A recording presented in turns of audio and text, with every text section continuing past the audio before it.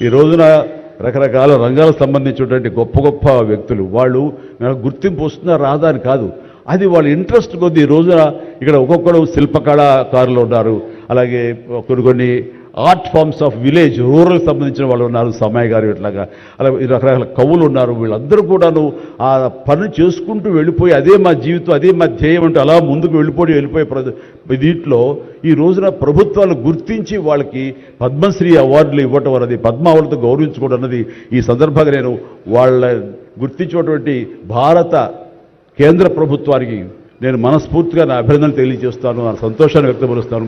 దీనికి మరీ ముఖ్యంగా మన ప్రియతమ నరేంద్ర మోడీ గారు ప్రధానమంత్రి, ఆయన దీన్ని గుర్తించి అలాగా ఇవ్వడం జరిగింది.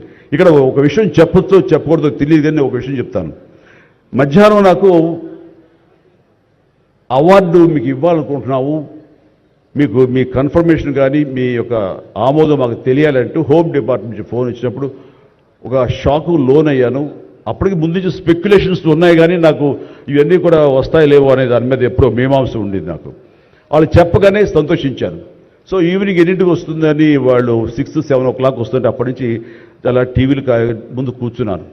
సో కొంతసేపు చూసేసరికి రాలేదు ఆ వచ్చినాయి అని గబగబా నేను సర్దుకొని కూర్చుంటే ముందు పద్మశ్రీ అవార్డులు ఒక 34-36 వచ్చినాయి.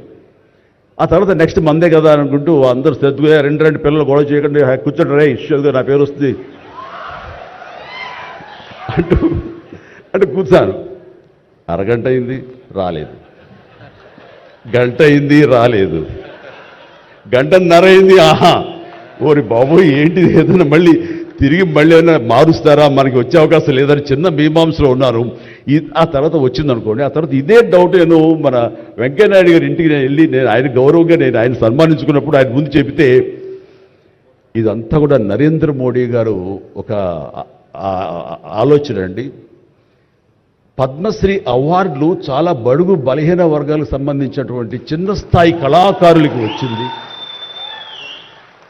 ఒకేసారి వెంకయ్యనాయుడు గారి పేరు, చిరంజీవి పేరు, పద్మ సుబ్రహ్మణ్యం పేరు, వైజయంతిమాల బాలి పేరు వస్తే కనుక అది సుస్పష్ట, అది ప్రముఖంగా వేసేస్తారు. అలా వేసినప్పుడు వీళ్ళ గురించి ఎవరు చెప్పుకుంటారు?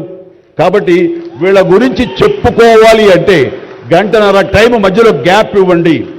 గంటన్నర వరకు వాళ్ళ గురించి చర్చ జరుగుతుంది. వాళ్ళు ఎవరు అంటారు, ఇక్కడ సమ్మయ్య ఎవరు, ఆచార్య గారు ఎవరు, ఇలా పేర్లని చెప్పుకుంటూ వాళ్ళ గురించి ఆలోచిస్తారు, చర్చించుకుంటారు.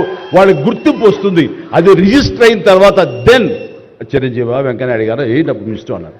అది నిజంగా గొప్ప ఆలోచన, గొప్ప ఇది. వారి గురించి తెలుసుకున్న తర్వాత నాకు నరేంద్ర మోడీ గారి మీద గౌరవం మరింత పెరిగింది ఆయన ఆలోచించి. సో ఇలాంటి సన్మానం జరగటం అన్నది నాకు నిజంగా అత్యంత గౌరవంగా భావిస్తాను. నా జన్మ సార్థకమైందని భావిస్తున్నాను. ఎన్నో ఆర్టిస్ట్కి సామాజిక బాధ్యత, సామాజికటువంటి సేవ చెయ్యాలి.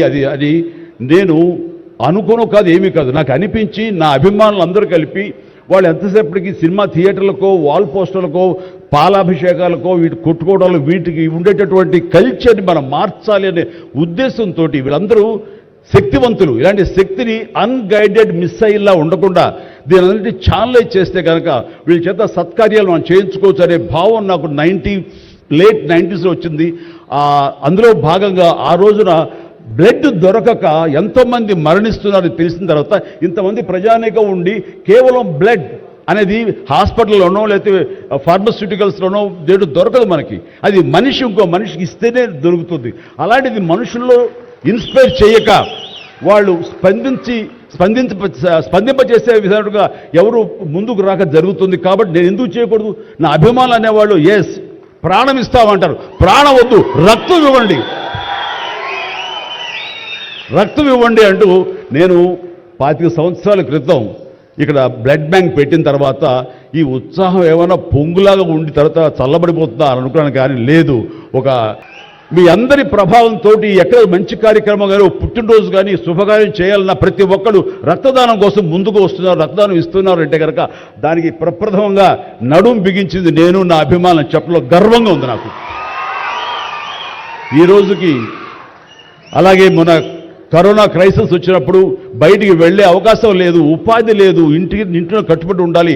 ఇలాంటి పరిస్థితుల్లో వాళ్ళందరికీ నిత్యావసర వస్తువులకు చాలా కష్టపడిపోతారు అనుకున్నప్పుడు నా ఇతర మిత్రుల సహాయ సహకారాలతోటి నేను పెద్ద ఎత్తున వాళ్ళకి 4 నెలల పాటు మన ఇళ్లలో తినే హై క్వాలిటీ గ్రాసరీస్ నేను వాళ్ళకి అందివ్వడం జరిగింది. అది వాళ్ళు బయటికి రాలేరు, పోలీసులు వాళ్ళు చాలా స్ట్రిక్ట్గా ఇంటికే పరిమితం చేస్తారు, ఏం తింటారు. అప్పుడు నా అభిమానులు నేను ప్రోత్సహించి వెళితే నా అభిమానులు ప్రతి ఇంటికి వెళ్ళి ఆ బ్యాగ్స్ ఇచ్చేవాళ్ళు. అది గొప్పగా నాకు ఎంతో సంతృప్తి ఇచ్చింది. అలాగే ఆక్సిజన్ దొరకని పరిస్థితుల్లో, ప్రభుత్వాలు కూడా చేయలేని పరిస్థితుల్లో, హాస్పిటల్స్ అన్ని కూడా చేతులు తీసిన పరిస్థితుల్లో నేను నా మిత్రుల సహకారంతో, నేను స్వయంగా నా అభిమానులతో వారం రోజుల్లో 32 ప్లేసెస్లో ఈరోజు ఆక్సిజన్ అందివ్వడం జరిగింది. అలాగే కాన్సన్ట్రేటర్స్ ఇవ్వడం జరిగింది. ఇవన్నీ కూడా ఏంటంటే చెయ్యాలని తపనతోటి, బహుశా ఇవన్నీ కూడాను నాకు ఈ రోజున ఈ అర్హత రావడానికి, ఈ అవార్డు రావడానికి నాకు దోహదపడిందేమో అనుకుంటున్నాను. భగవంతుడా ఇంకా నాకు ఈ శక్తి సామర్థ్యాలు ఇవ్వు, ఈ ఆలోచన ఇవ్వు. నేను అవార్డుల కోసం ఎదురు చూడను, అవార్డులు రావాలని కోరుకోను, లేకపోతే చాలు. వాళ్ళ గుండెలు ఉండే ప్రేమ కంటే ఏ అవార్డు పెద్దది కాదు. కాబట్టి ఇలాగా మిగతా జీవితం సినిమాలు చేస్తూనే ఉంటా, డ్యాన్సులు ఆడుతూనే ఉంటా, ఫైట్లు చేస్తూనే ఉంటా, మిమ్మల్ని అలరిస్తూనే ఉంటా. ప్రాంతాల నుంచి మనుషులు కానివ్వండి, వ్యక్తులు, అభిమానులు, సినిమా పరిశ్రమ నుంచి కానివ్వండి, రకరకాల అసోసియేషన్స్ కానివ్వండి, అలా ఎంతోమంది రాజకీయ ప్రబుద్ధులు కానివ్వండి, అందరూ గత వారం రోజులుగా ఎడతెరిపి లేకుండా వాళ్ళు ప్రశంసలు కురిపిస్తున్నారంటే ఆ ఆనందం ద్విగుణీకృతమైంది. ఎంతో ఉద్వేగానికి, ఎంతో ఇది అన్నది. అవార్డు ఇవ్వని అభిమానం, అవార్డు ఇవ్వని ఉత్సాహం, ప్రోత్సాహం మీ కరతాళ ధ్వనుల ద్వారా, మీ ప్రశంసల ద్వారా ప్రతి ఒక్కళ్ళు మనసారా ఆశీర్వదిస్తుంటే చాలు, ఈ జన్మ, ఇది పూర్వజన్మ సుకృతం, ఎప్పుడో చేసుకున్న పుణ్యఫలం, మా అమ్మానాన్నలు వాళ్ళకి జన్మించేందుకు వాళ్ళు చేసిన పుణ్యఫలం నాకు ఈ విధంగా సంక్రమించిందంటూ నేను నిజంగా మనసు స్పందించి అలా భావిస్తాను. అదే మీ ముందు ఉంచుతున్నాను. ఇక నాకు తెలిసి ప్రప్రథమంగా అవార్డులు అనౌన్స్ చేసిన వెంటనే ఒక ప్రభుత్వం స్పందించి వారికి ఈ రకంగా సన్మానం చెయ్యాలి అనే భావం రావటం అన్నది బహుశా ఎప్పుడు జరగలేదు. ఇదే మొట్టమొదటిసారి జరిగింది.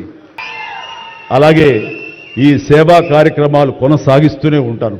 ఇది మీకు చెబుతూ ఈ అవకాశం ఇచ్చినటువంటి తెలంగాణ రాష్ట్ర ప్రభుత్వానికి, మరీ ముఖ్యంగా మా ముఖ్యమంత్రి గారికి, మా ఉప ముఖ్యమంత్రి భట్టి గారికి, అలాగే మా సినిమాటోగ్రఫీ మినిస్టర్ గారికి, మిగతా ఇతర మినిస్టర్స్ అందరికీ నా హృదయపూర్వక ధన్యవాదాలు తెలియజేస్తూ థ్యాంక్ యూ సో మచ్. జై హింద్.